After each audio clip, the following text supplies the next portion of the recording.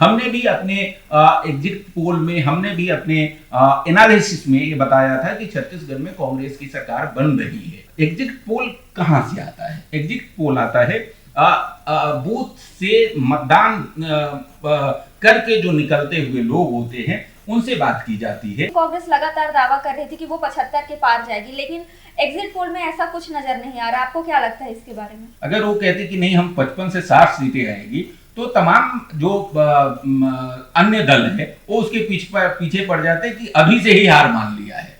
कांग्रेस की घोषणा पत्र अन्य राजनीतिक दलों के मुकाबले इस मामले में आगे थी कि कांग्रेस पार्टी ने कहा था कि हम पिछले साल की तरह इस बार भी कर्जा माफी करेंगे। जो किसान है, किसान के पास कोई विकल्प नहीं था। धान की बिक्री है वो रुक रही है, कि क्या वजह इसकी यही है कि सरकार आएगी जो हमारा कर्जा माफ करेगी तब हम धान बेचेंगे? बीजेपी आ जाए तो भी, कांग्रेस आ जाए तो भी। बीजेपी आएगी तो 3100 रुपए प्रति क्विंटल, कांग्रेस आएगी तो 3200 रुपए प्रति। कि मैंडेट जो है, मैंडेट कांग्रेस के पक्ष में है, लेकिन इस बात से इनकार नहीं किया जा सकता कि सरकार कहीं बीजेपी ना बना ले।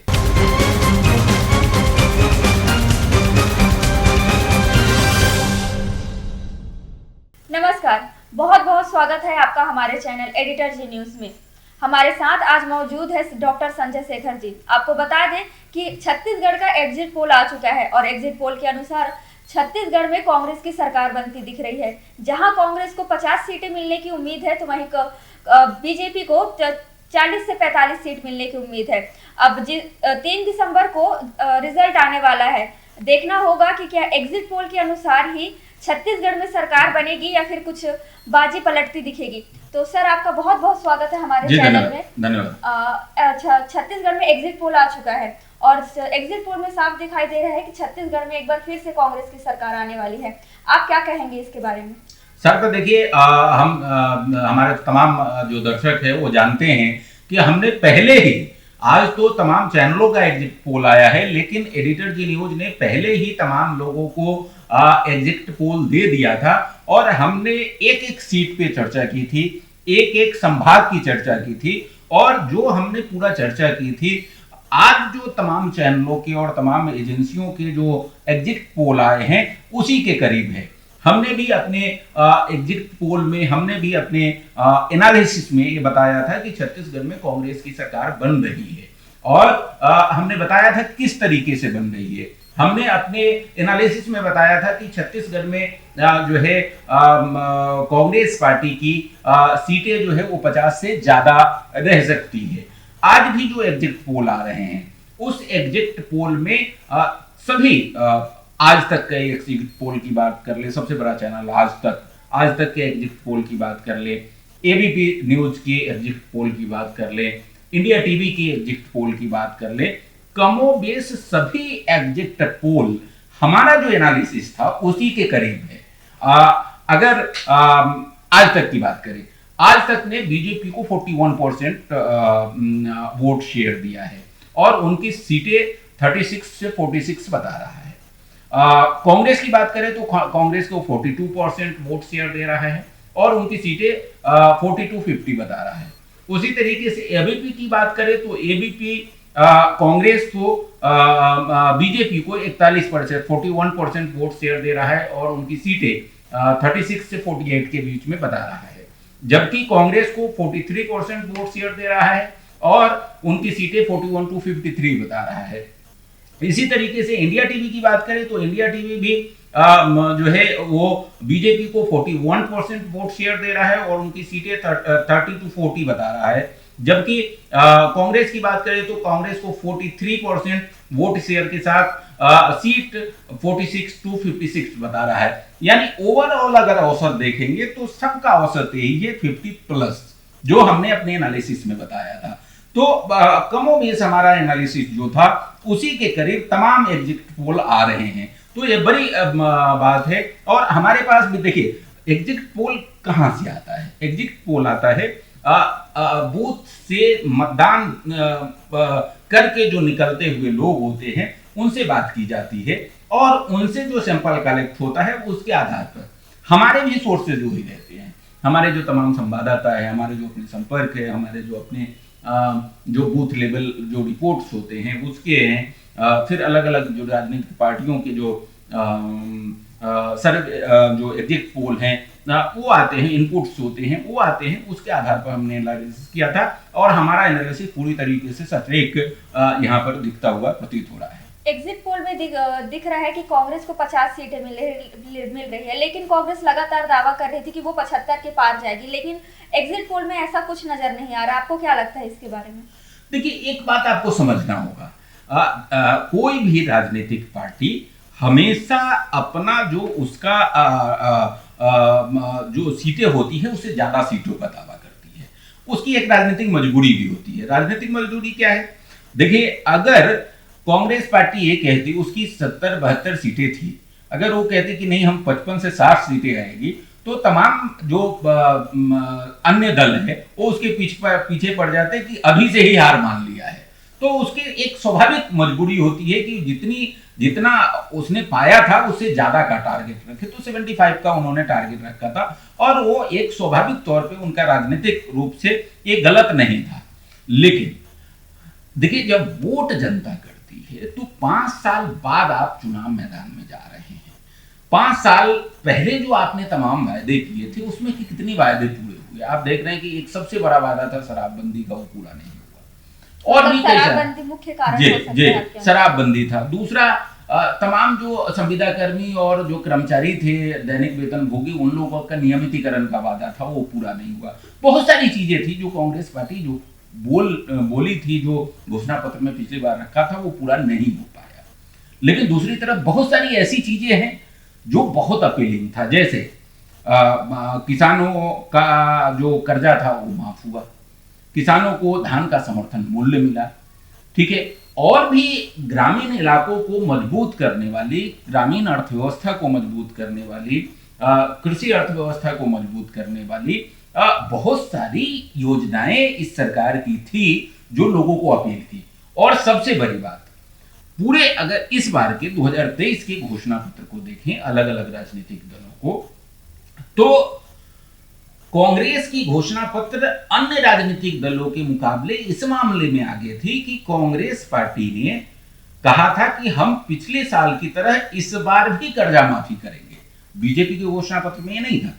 तो ये जो कर्जा माफी वाली बात थी वो गांव-गांव तक पहुंची और खासकर जो ग्रामीण आबादी है, खासकर जो किसान आबादी है, जो बहुसंख्यक छत्तीसगढ़ में किसान आबादी है, तो वो उसके पास विकल्प ही नहीं था, क्योंकि उसके पास बीजेपी तो कर्जा माफ करने की बात नहीं की थी, तो उसके पास तो सीधा एक ही राजनीतिक दल है जिसने कर्जा माफी की बात की थी, और वो कांग्रेस पार्टी। तो ऑब्वियस है जितने भी किसानों का कर्जा है वो तो कांग्रेस के साथ ही जाएगी, वो तो कांग्रेस को ही वोट देगी, क्योंकि उसको कर्जा अपना माफ कराना है। किसी का हो सकता है 50,000 हो, किसी का हो सकता है 5 लाख हो, किसी का हो सकता है 10 लाख हो, तो डायरेक्ट बेनिफिट मिल रहा है। तो ये एक बड़ा फैक्टर है जो मुझे लगता है कि कांग्रेस को एज दे रहा है, कांग्रेस को ऊपर लेकर के जा रहा है। अन्यथा एंटी इनकम्बेंसी होती है, सरकार के खिलाफ भी एंटी इनकम्बेंसी है, एंटी इनकम्बेंसी की वजह से ही 22 विधायकों को टिकट काटने पड़े। तो ये तमाम बातें हैं, लेकिन इस सब के बीच में 50 सीटें इसलिए आ रही है कांग्रेस पार्टी की, और 50 सीटों से ज्यादा आएगी, क्योंकि एक सबसे बड़ा आपका कर्जा माफी, और दूसरा किसानों को इस सरकार ने, मजदूरों को इस सरकार ने, ग्रामीण अर्थव्यवस्था को इस सरकार ने पिछले 5 साल में मजबूत किया है, और उसका नतीजा ये है कि ये सरकार फिर से रिपीट होती प्रतीत हो रही है। घोषणा पत्र में दोनों पार्टियों ने कई सारे वादे किए, मतलब कांग्रेस का मेन मुद्दा था कि बहुत किसानों को कर्जा माफ करेगी। आपको यही लगता है कि किसानों का कर्जा माफ करना कांग्रेस के लिए कहीं ना कहीं फायदा साबित हुआ है? बिल्कुल बिल्कुल, मैंने स्पष्ट कहा आपको, और ये तय है, क्योंकि जो किसान है, किसान के पास कोई विकल्प नहीं था। किसान को जब उसका डायरेक्ट बेनिफिट मिल रहा है, एक सरकार जिसने कर्जा माफी किया है और वो फिर से कह रही है कि हम फिर से करेंगे, घोषणा पत्र में ला रही है, तो जाहिर है एक वो जो अभी धान की बिक्री है वो रुक रही है, कि क्या वजह इसकी यही है कि सरकार आएगी जो हमारा कर्जा माफ करेगी तब हम धान बेचेंगे? धान के कुछ जो किसान हैं वो धान को इसलिए रोक करके रखे हुए हैं क्योंकि अभी धान का समर्थन मूल्य जो है वो कम है। जो पिछली घोषणा पत्र है उसके अनुसार है करीब 2800 रुपये प्रति कुंटल के आसपास पड़ता है। कांग्रेस पार्टी ने घोषणा की है कि वो 3200 रुपए प्रति क्विंटल में धान की खरीदी करेगी। बीजेपी ने घोषणा की है कि 3100 रुपए प्रति क्विंटल में धान की खरीदी करेगी। तो किसान ये सोच रहा है कि दोनों में से कोई भी सरकार आएगी, हमको करीब 300 से 400 रुपए प्रति क्विंटल पर फायदा होगा अगर अगली सरकार में हम धान बेचेंगे तो किसान के दोनों हाथ में लड्डू है। बीजेपी आ जाए तो भी, कांग्रेस आ जाए तो भी। बीजेपी आएगी तो 3100 रुपए प्रति क्विंटल, कांग्रेस आएगी तो 3200 रुपए प्रति क्विंटल। तो किसान रुका हुआ है। हालांकि बहुत सारे किसानों ने धान बेचा है, धान में लगातार आ रहे हैं, लेकिन बहुत सारे किसान ने अपने धान को रोक करके रखा हुआ है और वो उम्मीद कर रही है कि नई सरकार आएगी तो या तो हमको 3100 मिलेगा या 3200 मिलेगा। तो अभी तक के जो एग्जिट पोल है उसके अनुसार कांग्रेस आ रही है, तो कांग्रेस आएगी तो स्वाभाविक है कि 3200 रुपए प्रति क्विंटल में धान की खरीदी होगी, तो किसानों को सीधा लाभ मिलेगा और इसलिए किसानों ने अपने धान को रोक करके रखा हुआ है। जो एग्जिट पोल के अनुसार भले ही बीजेपी को कम सीटें मिल रही है, लेकिन उम्मीद लगाए जा रहे हैं, कयास लगाए जा रहे हैं कि कहीं ना कहीं बीजेपी अन्य विधायकों को अपने पार्टी में शामिल करते हुए सरकार बना सकती है। इसके बारे में क्या कहेंगे आप? मैं भी ये बात कई जगह बोला हूं और मैं फिर से कहूंगा कि मैंडेट जो है, मैंडेट कांग्रेस के पक्ष में है, लेकिन इस बात से इनकार नहीं किया जा सकता कि सरकार कहीं बीजेपी ना बना ले, क्योंकि बीजेपी इसमें एक्सपर्ट है। बीजेपी इसमें एक्सपर्ट है। बीजेपी को जब 4, 6, 8 सीटों की दरकार होती है तो वो किसी तरीके से मैनेज कर लेती है। लेकिन आपको ध्यान रखना होगा कि ये छत्तीसगढ़ है और छत्तीसगढ़ में नेतृत्व भूपेश बघेल के पास है, जो कि मजे हुए राजनीतिक है, बड़ा नेता है, और उनकी जिस तरीके से अब बीजेपी चाल चलती है उसका काट किस तरीके का होगा वो भूपेश बघेल बहुत अच्छे से जानते हैं। तो ये संभव है कि बीजेपी ये कोशिश करे, क्योंकि जो स्थितियां देखिए 50 के आसपास कांग्रेस पार्टी रहती है तो बहुमत से 4-5 सीटें ज्यादा है और बीजेपी बहुमत से 4-5 सीटें कम है। तो 5-7 सीटें का इधर इधर होना बहुत बड़ा, जो देश की जिस तरह की राजनीति है, जिस तरीके से देश में खरीद फरोख्त होती है, जिस तरीके से विधायक खरीदे जाते हैं, जिस तरीके से हॉर्स ट्रेडिंग होता है, उसको अगर आप देख ले, जिस तरीके से आपने देखा पिछली बार मध्य प्रदेश में जनादेश कांग्रेस को मिला था, कांग्रेस की सरकार भी बन गई थी, कमलनाथ वहां के मुख्यमंत्री बन गए थे, लेकिन बाद में भारतीय जनता पार्टी ने वहां से एक पूरा चंक उठा लिया सिंधिया जी के माध्यम से और उसके बाद फिर जो है कांग्रेस की सरकार गिर गई और बीजेपी ने वहां सरकार बना ली और पूरा चलाई। अभी चुनाव हो रहा है, तो जिस तरह की कोई भी चीजें हो सकती है और वो छत्तीसगढ़ में इसकी संभावना बीजेपी इसलिए भी तलाशेगी क्योंकि कांग्रेस पार्टी में कई विषयों को लेकर के आपसी खींचतान भी है, आपसी मनमुटाव भी है और तो बीजेपी जरूर ये कोशिश करना चाहेगी कि 5-7 सीटों का अगर अंतर हो तो उस गैप को किस तरीके से भरा जाए, कुछ विधायकों को किस तरीके से तोड़ा जाए, कुछ विधायकों को किस तरीके से अपने खेमे में ले करके और सरकार बनाई जाए। इस बात से इनकार नहीं किया जा सकता। लेकिन दूसरी तरफ कांग्रेस पार्टी भी पूरी तरीके से सतर्क है। आपने सुना होगा कि कांग्रेस पार्टी ने चार्टर प्लेन हायर किया है कि जैसे ही परिणाम आएंगे तो तमाम जो विधायक जीते हुए हैं उनको लेकर के कहीं दूसरे राज्यों में शिफ्ट करेगी, सुरक्षित स्थानों पर शिफ्ट करेगी। तो इसके लिए कांग्रेस पार्टी ने भी तैयारियां की है।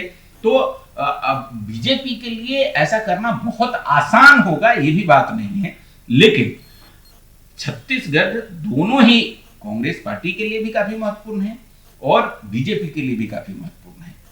बीजेपी के लिए कितना महत्वपूर्ण है इसका अंदाजा इसी बात से आप लगा सकते हैं कि बीजेपी ने 2018 के चुनाव में जिन तथ्यों के साथ बोनस का विरोध किया था, धान के समर्थन मूल्य का विरोध किया था बढ़ाने का और रेवड़ी बांटने का विरोध किया था, उन सबको इस बार ताक पे रख करके और वो सारा चीज यहां पर किया। धान का समर्थन मूल्य भी बढ़ाने की बात की, बोनस जो 2 साल का बकाया था वो भी देने की बात की, महिलाओं को 12,000 रुपया सालाना भी देने की बात की, तो तमाम चीजें देने की बात की जिसको रेवड़ी वो कहते थे। तो इससे अंदाजा लगाया जा सकता है कि बीजेपी के लिए कितना महत्वपूर्ण है छत्तीसगढ़ जीतना। इसके कारण बहुत सारे हो सकते हैं, इसके पीछे अभी हम नहीं जाना चाहेंगे, इसके कारण है कि बीजेपी के लिए क्यों इतना महत्वपूर्ण है। लेकिन कांग्रेस के लिए भी महत्वपूर्ण है। कांग्रेस पार्टी यहाँ सत्ता में है और सत्ता में बना रहना चाहेगी, तो कांग्रेस पार्टी भी पूरी तरीके से तैयार है कि बीजेपी का यदि इस तरह का कोई मंसूबा होगा तोड़ फोड़ करने का या विधायक की खरीद फरोख्त करने का या इस तरीके से सरकार बनाने का, तो उसको किसी तरीके से कामयाब न होने दिया जाए। मुझे लगता है कांग्रेस पार्टी इसके लिए भी तैयार है। छत्तीसगढ़ में जो सबसे ज्यादा सुर्खियों में था वो था पाटन का सीट, चाचा भतीजे का सीट। क्या लगता है आपको, चाचा बाजी मार रहे हैं भतीजा? देखिए, ये तो हमने बहुत पहले स्पष्ट अपने चैनल पे तमाम दर्शकों को बता दिया है कि वहां से बहुत स्पष्ट है, भूपेश बघेल बहुत अच्छे मार्जिन से वहां चुनाव जीत रहे हैं। ठीक है, भारतीय जनता पार्टी ने कोशिश की, विजय बघेल बहुत अच्छे से चुनाव लड़े, वहाँ उन्होंने कोशिश की, लेकिन देखिए सामान्यतः एक मुख्यमंत्री जहाँ से चुनाव लड़ता है, अगर कोई बहुत बड़ा स्कैम नहीं हो, मुख्यमंत्री का जो चेहरा बहुत ज्यादा दागदार नहीं हो, मुख्यमंत्री बहुत बड़े आरोपों से घिरा हुआ न हो, तो सामान्यतः मुख्यमंत्री चुनाव नहीं हारता है। हालांकि देश के इतिहास में ऐसे बहुत सारे उदाहरण हैं जब मुख्यमंत्री भी चुनाव हारे हैं, प्रधानमंत्री भी चुनाव हारे हैं, लेकिन सामान्यतः ऐसा नहीं होता है। जहां से भी मुख्यमंत्री खड़े होते हैं वहां से वो चुनाव जीतते हैं। और पाटन तो भूपेश बघेल का अपना गृह सीट है, वहां उनका घर है, पूरा पाटन उनका घर के समान है, तो वहां से उनका कमजोर होना वो संभव नहीं है। और मैं उस सीट पर गया था, लोगों से मेरी बातचीत हुई थी और लोग बहुत अच्छी मार्जिन से उनको जिताने के लिए तैयार थे। और मुझे लगता है कि 3 तारीख को परिणाम जब देखेंगे तो भूपेश बघेल बहुत अच्छी मार्जिन से वहाँ से चुनाव जीत रहे हैं। हालांकि कांग्रेस पार्टी ने को घेरने के लिए बीजेपी ने हर संभव कोशिश की थी, मुख्यमंत्री को घेरने के लिए हर संभव कोशिश की थी, लेकिन विजय श्री वहाँ से भूपेश बघेल को मुख्यमंत्री को मिल गए। पाटन के अलावा भी ऐसे कई क्षेत्र थे, वीआईपी क्षेत्र थे जहाँ से सारे मंत्री चुनाव लड़ रहे थे। आपको क्या लगता है कि कौन कौन से मंत्री बाजी मारेंगे और कौन से मंत्री इस बार चुनाव हारने की उम्मीद है जिनकी? देखिए, अगर बड़े वीवीआईपी सीटों की अगर हम बात करें तो देखिए सीएम के बाद डिप्टी सीएम की बात होती है। Deputy CM TS Singh Deo Ambikapur से चुनाव लड़ रहे हैं, उनके सामने राजेश अग्रवाल हैं बीजेपी से। तो डिप्टी सीएम की भी स्थिति बहुत खराब नहीं है, वो भी चुनाव वहां से जीत रहे हैं जो हमारे इनपुट हैं उसके अनुसार। बाकी अगर मंत्रियों की बात करें तो मंत्रियों में जैसे उधर से आए तो ऊपर से अगर हम आते हैं तो उमेश पटेल खरसिया से चुनाव लड़ रहे हैं। उमेश पटेल भी चुनाव जीत रहे हैं, हालांकि थोड़ा टफ है, इस बार टफ है। बीजेपी ने वहाँ उनको अच्छी टक्कर दी है, लेकिन जो जानकारी है उसके अनुसार वो वहाँ से चुनाव जीत सकते हैं। उसके बाद जय सिंह अग्रवाल चुनाव लड़ रहे हैं कोरबा से। कोरबा में भी टफ फाइट है, लेकिन नतीजा देखने वाली बात होगी क्योंकि टफ फाइट है। विधानसभा अध्यक्ष चरणदास महंत शक्ति से चुनाव लड़ रहे हैं। उनकी बात की जाए तो वो वहां से चुनाव जीत सकते हैं, जो स्थितियां हैं उसके अनुसार। बड़े वीआईपी सीट की अगर बात करें तो उधर से ही जो है रेणुका सिंह चुनाव लड़ रही हैं, केंद्रीय मंत्री हैं। वो रेणुका सिंह की स्थिति भी अच्छी है, वो चुनाव जीत सकती हैं। अगर कांग्रेस के मंत्रियों की बात करें तो रुद्र गुरु चुनाव लड़ रहे हैं नवागढ़ से।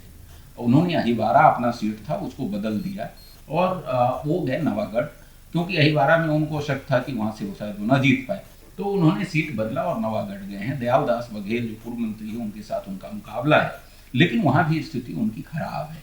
जो जानकारी निकल करके सामने आ रही है उसमें बहुत अच्छी स्थिति नहीं है। उसी तरीके से अगर हम मोहम्मद अकबर की बात करें, कवर्धा से चुनाव लड़ रहे हैं, उनके सामने विजय शर्मा है। यहाँ पे रोकना चाहूंगी सर, क्योंकि कवर्धा का जो सीट है बहुत ही मुश्किल भरा सीट है मोहम्मद अकबर के लिए, क्योंकि यहाँ कुछ ऐसा पहले हुआ था जहाँ हिंदू मुस्लिम की लड़ाई देखी गई थी, तो आपको क्या लगता है इस बार मोहम्मद अकबर वहां से सीट निकाल पाएंगे? देखिए वहाँ उस जगह पे कई ऐसी घटनाएं हुई और उन चीज़ों को भारतीय जनता पार्टी ने बहुत मुद्दे अच्छे की से तरह। मुद्दे की तरह इस्तेमाल करने की कोशिश की। लेकिन उस सब के बीच में जो है वहाँ पर मोहम्मद अकबर की जो जमीनी पकड़ है वो काफ़ी मजबूत है, उससे आप इनकार नहीं कर सकते। लेकिन दूसरी तरफ विजय शर्मा ने और भारतीय जनता पार्टी ने भी उनके किला ढहाने की हर संभव कोशिश की है, खूब ताकत लगाई है और थोड़ी मुश्किल में है। जितने आसानी से चुनाव निकाल लेते थे मोहम्मद अकबर, उतना आसान नहीं है। वो टफ फाइट में फंस गए हैं। वहां से नतीजे कुछ भी आ सकते हैं। आप ये नहीं कह सकते कि विजय शर्मा जीत रहे हैं, आप ये नहीं कह सकते कि मोहम्मद अकबर जीत रहे हैं। काफी टफ फाइट है, कुछ भी हो सकता है वहां से। ये स्थितियां निकल करके सामने आ रही और यही स्थिति मोटे तौर पर साजा में भी हुई।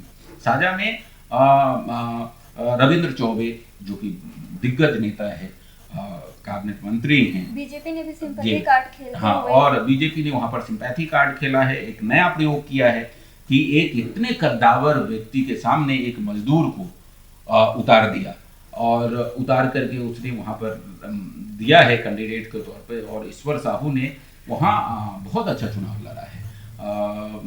बीजेपी ने पूरी ताकत लगाई है, एक एग्जाम्पल के तौर पे पूरी मशीनरी वहाँ पर लगाई थी और उसमें ये संभव है कि वहाँ पर वो भी सीट जो है ना वो मुकाबला काफ़ी नज़दीकी रहा है। लेकिन ऐसा बताया जा रहा है कि संभव है कि रविंद्र चौबे छोटे मार्जिन से वहाँ से चुनाव जीत ले। तो ये स्थिति है। इसी तरीके से शिव डहरिया जो है मंत्री हैं, यहाँ से आरन से चुनाव लड़ रहे हैं। उन वीआईपी सीट की बात करें शिव डहरिया की, तो शिव डहरिया की भी स्थिति वहाँ पर फाइटिंग की है। भारतीय जनता पार्टी ने जो सतनामी समाज के गुरु हैं खुशवंत सिंह, उनको टिकट वहाँ से दी है। दोनों के बीच में मुकाबला है, लेकिन शिव डहरिया वहाँ से चुनाव निकाल लेंगे क्योंकि खुशवंत सिंह को उस तरीके से वहाँ पर ऐसा बताया जा रहा है कि एक्सेप्ट नहीं किया गया है जिस तरीके से किया जाता है, क्योंकि वहाँ से बीजेपी के अन्य कई दावेदार थे, जिसमें नवीन मार्कंडेय थे जो पूर्व विधायक हैं, वेदराम मनहरे थे और भी कई सारे लोग थे वहाँ से, उनको टिकट नहीं मिला। तो उसका असर संभव है कि पड़े और उस बीच में शिव डहरिया वहाँ से अपना चुनाव निकाल लें। इसी तरीके से अगर हम दुर्ग ग्रामीण की बात कर लें, वहाँ से जो साहू जी हैं गृह मंत्री तामध्वज साहू, वो चुनाव लड़ रहे हैं। तो वहाँ भी फाइट बहुत अच्छा है। वहाँ भी कुछ नहीं कहा जा सकता कि क्या होगा, वो भी चुनाव फंस गया है, थोड़ा सा मुश्किल में है वो। डॉक्टर रमन सिंह हैं, वीवीआईपी सीट की बात की जाए राजनांदगांव से, तो डॉक्टर रमन सिंह बहुत आसानी से वहाँ से चुनाव जीत रहे हैं, किसी तरह की दिक्कत है नहीं। उसके बाद और भी वीआईपी सीट की बात हम करें तो हम बस्तर तरफ अगर जाते हैं तो बस्तर तरफ ट्राइबल मिनिस्टर जो कि कांग्रेस के पूर्व अध्यक्ष थे मोहन मकाम, वो चुनाव लड़ रहे हैं कोंडा गांव से और उनके सामने बीजेपी की राष्ट्रीय उपाध्यक्ष हैं लता उसेंडी। तो वो भी वहाँ पर भी अच्छा फाइट है। लेकिन वहाँ पर मेरी जानकारी में कि बीजेपी का जो वोट बैंक है वो शहरी वोट बैंक है और शहरी वोट बैंक ने इस बार 17% कम वोट किया है। तो मुझे लगता है कि इसका नुकसान लता उसेंडी को होगा और इसका फायदा मोहन मरकाम को मिलेगा और मोहन मरकाम वहाँ से विजय श्री को हासिल करेंगे। उससे आगे और वीवीआईपी सीट की बात कर ले तो चित्रकूट है, जहाँ से कांग्रेस के जो प्रदेश अध्यक्ष हैं और सांसद हैं दीपक वैज, वो चुनाव लड़ रहे हैं। तो लेकिन दीपक वैज की छवि बहुत अच्छी है चित्रकूट में, वो पहले विधायक भी वहाँ से रहे हैं, वहाँ से सांसद भी हैं, बहुत मिलनसार हैं, युवा हैं, तो उसका लाभ उनको मिलेगा और वहाँ से वो चुनाव जीत जाएंगे। तो इस तरीके से हमने मोटे तौर पे जो वीवीआईपी सीट है तमाम उसकी एक बीजेपी की बात कर ले तो बीजेपी के प्रदेश अध्यक्ष चुनाव लड़ रहे हैं लोरमी से। तो हालांकि बताते हैं कि वहाँ पर फाइट है, लेकिन बीजेपी के प्रदेश अध्यक्ष चुनाव निकाल सकते हैं वहाँ से। बीजेपी ने इस बार जो प्रयोग करते हुए कई नए चेहरे मैदान में उतारे, क्या लगता है कि यही बीजेपी को भारी पड़ेगा इस बार नए चेहरे उतारना? नहीं, मैं इससे सहमत नहीं हूँ। बीजेपी ने जो प्रयोग किया है नए चेहरे को उतारने का, मुझे लगता है कि बीजेपी के नए चेहरों में अधिकांश जीत करके आएंगे, बड़े के साथ साथ नए चेहरे जीत करके आएंगे। और ये अच्छी बात है, एक संदेश भी मिलता है पूरी राजनीतिक पार्टी में, कार्यकर्ताओं तक एक संदेश जाता है कि हमारा भी नंबर लगेगा। और कई जगह से अच्छा फीडबैक है। जैसे अगर हम बात कर ले खैरागढ़ से विक्रांत सिंह युवा चेहरा है, उनको टिकट दिया गया और वो चुनाव जीतने की स्थिति में है। बस्तर में कई सारी सीटें हैं जहाँ पर नए युवा चेहरे को उतारा गया और वहाँ से चुनाव जीतने की स्थिति में है। दुर्ग संभाग, रायपुर संभाग, सब जगह की बात करें तो जो युवा चेहरे दिए गए हैं, खासकर जो निर्विवाद युवा चेहरा है, मुझे लगता है कि जनता का आशीर्वाद उनको मिलेगा और वो चुनाव जीत करके आएंगे। एग्जिट पोल की बात करें तो एग्जिट पोल आपको क्या लगता है कहाँ तक सही साबित होगा, क्योंकि कई बार ऐसा भी हुआ है कि एग्जिट पोल के नतीजे गलत साबित हुए हैं? हाँ बिल्कुल, देखिए मैं फिर से आपको कहूँगा एग्जिट पोल की पूरी प्रक्रिया है क्या। जैसे आज तक बड़ा चैनल है, आज तक ने एग्जिट पोल किया है और उसमें बीजेपी को 41% वोट, कांग्रेस को 42% वोट, बीजेपी को 36 to 46 सीट और कांग्रेस को 40 to 50 सीट ये दिया है। इसका बेस क्या है?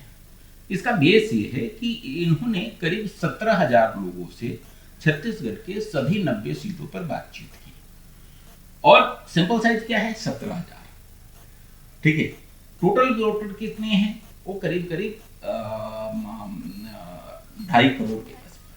तो आप देखिए कि उसमें 17,000 बहुत छोटा सा सैंपल होता है और ये 17,000 सभी 90 विधानसभा सीटों से हैं। उसके आधार पर ये आंकड़े निकाले गए हैं।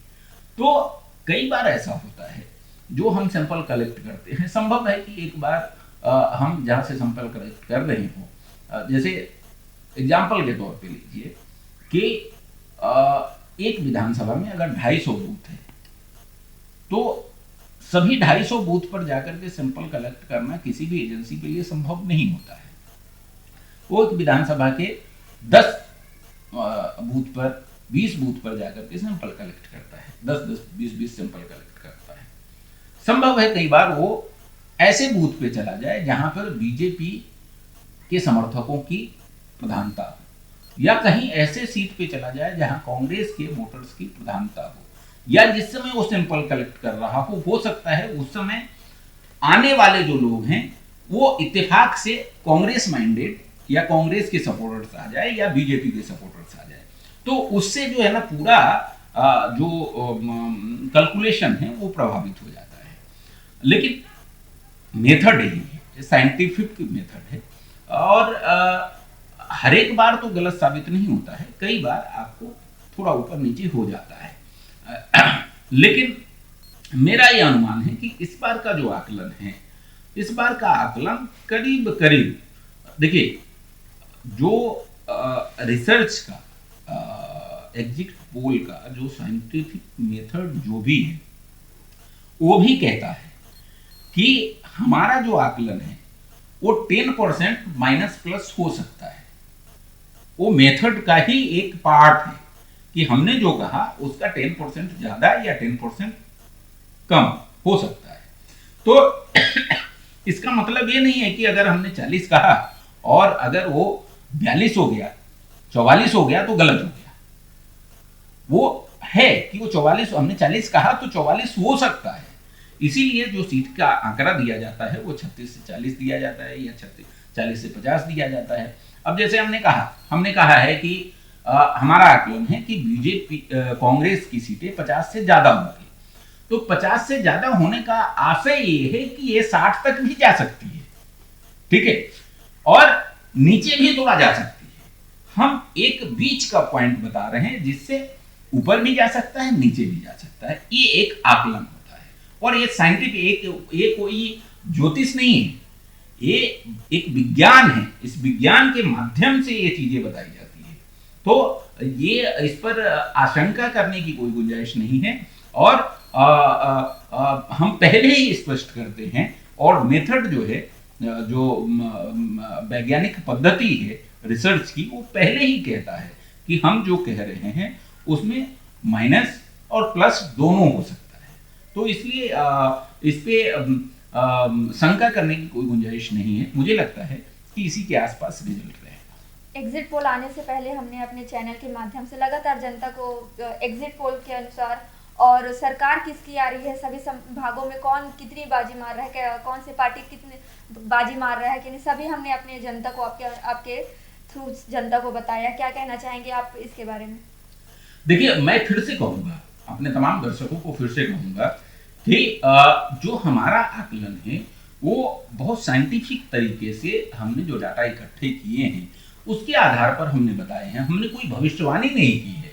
और मेरा सौभाग्य है कि मैं एक रिसर्चर भी हूँ, और मैंने बहुत रिसर्च किए हैं अपने अध्ययन के दौरान, पीएचडी करने के दौरान, पीएचडी के बाद पोस्ट डॉक्टरल फेलोशिप करने के दौरान हमने की है। और रिसर्च मेथड क्या होता है उसको मैं जानता हूँ, रिसर्च टेक्निक क्या होते हैं उसको मैं जानता हूँ। तो हमने कोई भविष्यवाणी नहीं की है। हमारे पास जो टेक्निक है, जो साइंटिफिक मेथड है, उस मेथड से हमने डाटा कलेक्ट किए हैं और उस डाटा के बेस पे लोगों को जानकारी दी है। हमारा कोई आकाशवाणी अनुमान नहीं है। तो मैं फिर से तमाम दर्शकों को कहना चाहूँगा कि हमारा जो आंकड़ा है वो निश्चित तौर पर आप जब बाद में देखेंगे तो ये चीज़ें ऐसी है कि हमारा वीडियो तो बाद में भी रहेगा। तो हमारे जितने दर्शक हैं वो बाद में भी बहुत स्पष्ट तौर पे देख लेंगे कि हमने क्या कहा था और क्या है। तो मुझे पूरा भरोसा है कि हमारा जो एग्जिट पोल है, हमारा जो एनालिसिस है, वो पूरी तरीके से खरा उतरेगा। बहुत बहुत शुक्रिया सर, आपका एनालिसिस दर्शकों तक पहुंचाने के लिए। तो ये था हमारा खास शो। आशा करती हूँ आपको यह शो पसंद आया होगा। हमने अपने चैनल के माध्यम से लगातार आपको विधानसभा चुनाव से संबंधित एक जानकारी दी, चुनाव के बाद भी और चुनाव से पहले भी। डॉक्टर संजय शेखर ने हमारे चैनल के जरिए आपको एक जानकारी दी। आशा करते हैं आपको ये सब पसंद आया होगा। तब तक के लिए हमारे साथ बने रहें, और हमारा शो अगर आपको पसंद आता है तो हमारे चैनल को सब्सक्राइब करें, लाइक करें और बेल आइकन दबाना बिल्कुल ना भूलें, ताकि लगातार हमारे चैनल की अपडेट आप तक पहुंचती रहे। धन्यवाद।